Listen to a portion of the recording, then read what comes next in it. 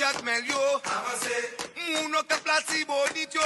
Avancez. Moun Fonkoze moun lago navio. Avancez. Oui, pays satoire. Hey everyone, it's Michaël Brun, and I just wanted to congratulate Fonkoze on their 30th anniversary this year.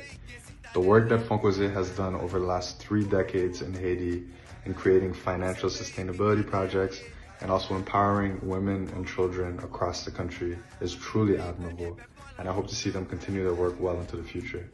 As a Haitian myself, I'm really proud to say that Fonkoze is a Haitian-led organization, and I think it's incredibly important that the future of the country is in the Haitian people's hands. So thank you so much to Fonkoze for their great work, and congratulations again.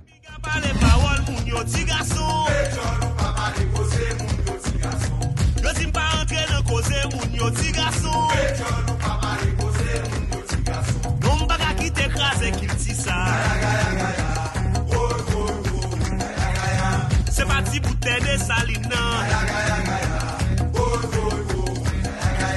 Pas quitter pilonne qu'il tisse ça.